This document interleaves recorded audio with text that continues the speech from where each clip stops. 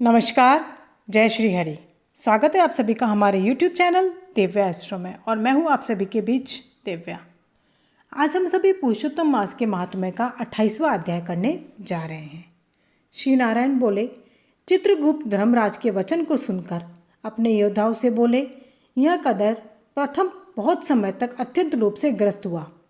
इसके बाद इसने चोरी करना शुरू किया, इसलिए यह प्रथम प्रेत शरीर को प्राप्त कर बाद में वानर शरीर में जाए, तब हम इसको बहुत सी नरक यातनाएं देंगे। हे भट्ट लोग, धर्मराज के गृह में यही क्रम श्रेष्ठ है। इस प्रकार चित्रगुप्त से आज्ञा प्राप्त होने पर बहुत ही ज़्यादा भयंकर भट्ट लोगों ने चित्रगुप्त की आज्ञा अनुसार शीघ्र ही वैसा किया और उस ब्राह्मण को पीटते हुए प्रथम प्रेत शरीर में करके फल रहित वन में रखा। फल रहित वन में रखने के बाद वह ब्राह्मण प्रेत योनि को प्राप्त कर उस निर्जन गहन वन में क्षुधा और तृषा से अत्यंत व्याकुल होकर भ्रमण करने लगा। प्रेत योनि में होने वाले दुख को भोग कर बाद फलों के चोरी करने से होने वाली वानर योनि को गया।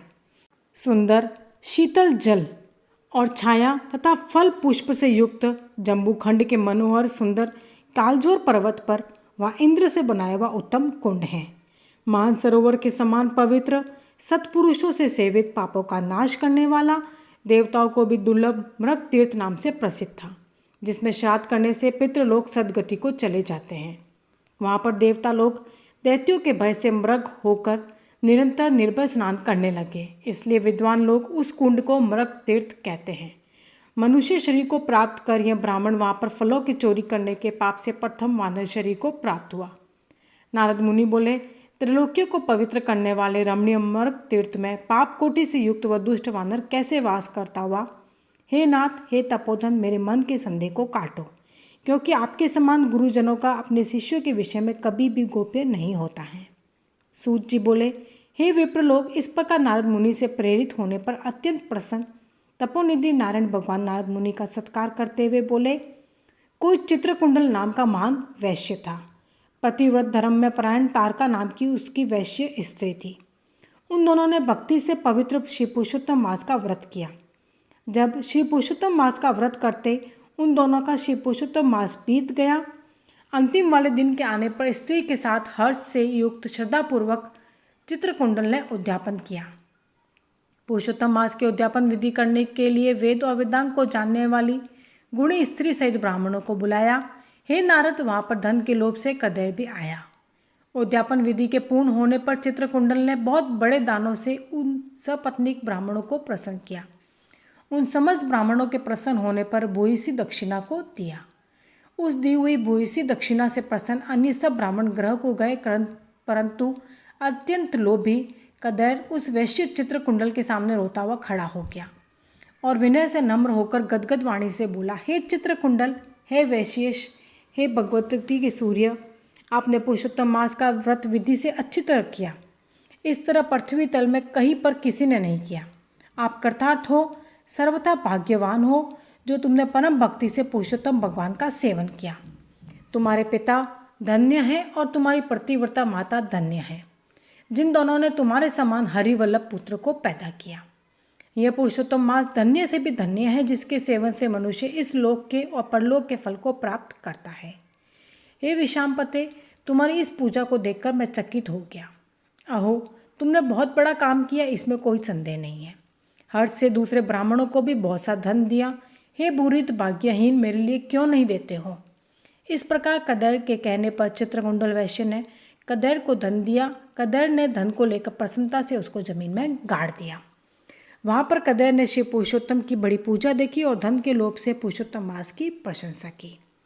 पूजा के दर्शन महात्म्य से और भगवान पुरुषोत्तम की स्तुति से तथा धन का लोभ होने पर भी मृग तीर्थ को आया। सूत जी बोले, दर्शन से, स्तुति से, धन के लोभ करने से भी दुष्ट वानर को उत्तम तीर्थ का सेवन हुआ। हे द्विज लोग, श्रद्धा से आदरपूर्वक पुरुषोत्तम देव के दर्शन और स्तुति में तत्पर सपत्नी के पुण्य का क्या कहना है? नारद मुनि बोले, हे ब्राह्मण, सुंदर वृक्षों से शोभित सुंदर शीतल जल वाले मनोहर पत्नी छाया वाले वन में उसके रहने का कारण क्या है, सो आप कहिए। तब श्री नारायण बोले, हे नारद, हे अनग, तुम सुनो।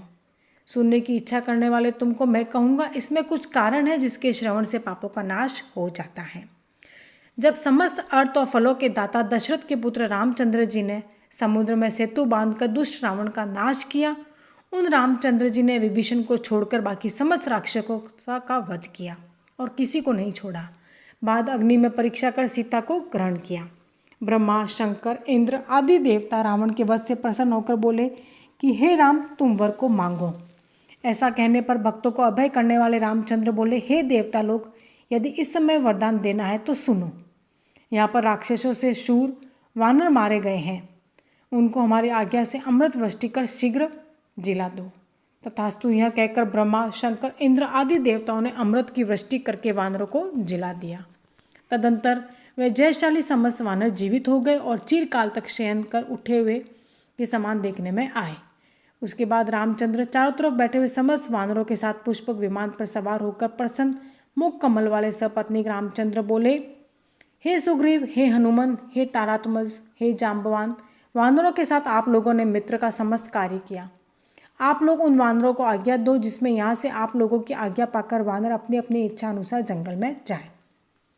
हमारे ये दीर्घजीवी वानर जहाँ जहाँ वास करे वहाँ के वृक्ष, पुष्प और फलों से युक्त हो जाए, नदी मीठे जल वाली हो जाए, शीतल जल वाले सुंदर तालाब हो, इनको कोई भी मना नहीं करे। हमारी आशा से समस्त वानर जाए। इसलिए रामचंद्र जी के प्रभाव से जहाँ वानर जाति के लोग वास करते हैं वहाँ वन में मीठे जल वाली नदी और सुंदर तालाब होते हैं। पुष्प पत्र से युक्त सुंदर फल वाले बहुत से वृक्ष हैं, परंतु अदृष्ट से होने वाले पूर्व जन्म के सुख दुख जहाँ जहाँ प्राणी निवास करता है वहाँ वह अवश्य होते हैं, क्योंकि बिना भोगे कर्म का नाश नहीं है, ऐसी वेद की आज्ञा है। श्री नारायण बोले, फिर वहाँ पर यह लालची वानर पर्वत के समान बढ़ता हुआ भूख प्यास से युक्त पीड़ित वन में विचरण करने लगा। उनके मुख से पित्त के प्रकोप से पीड़ा उत्पन्न हुई, जो उसका जन्म का रोग था, जिस पीड़ा से मुख के घावों से दिन रात रुधिर बहा करता है। अत्यंत पीड़ा के कारण कुछ भी भोजन नहीं कर सकता था और वह वानर चंचलता वृक्षों में से उत्तम फलों को तोड़कर मुख के पास ले जाकर बहुत से फलों को जमीन में गिरा दिया करता था। वह वानर पीड़ा के कारण कहीं भी एक स्थान पर बैठने में असमर्थ था। एक वृक्ष से दूसरे वृक्ष पर जाता हुआ मृत्यु को सुख देने वाला मानने लगा।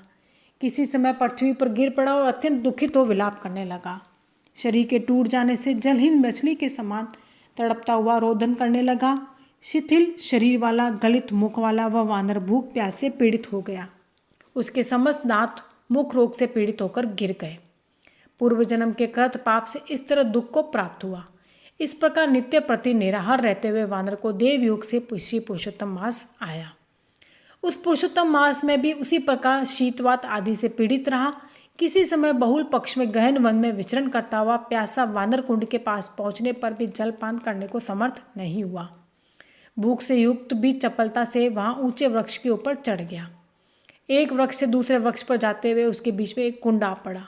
बहुत दिनों से निराहार, शिथिल इंद्रिय और जर्जर शरीर वाला, निर्बल शिथिल प्राण वाला कुंड के तटभाग में आया। इस प्रकार दशमी तिथि से 4 दिन तक वानर को श्री पुरुषोत्तम मास में उस कुंड में लोटपोट करते बीत गए।